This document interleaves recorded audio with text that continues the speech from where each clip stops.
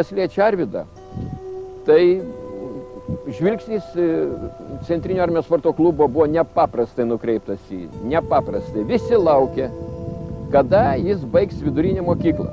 Mes paleidom gandus, Arvydas rugsėjo mėnesį stoja į Kūno kultūros institutą, o to laiku neėmė į armiją iš 2 institutų, iš Žemės ūkio akademijos ir iš medicinos instituto.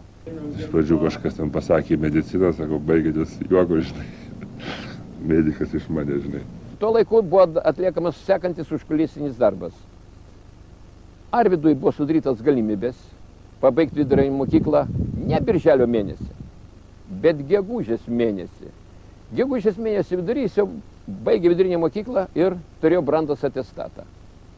O birželio mėnesį buvo išlaikyti egzaminai ir buvo priimtas į Žemės ūkio akademiją. Ir tuo būdu tapo netikėtai studentas per anksti.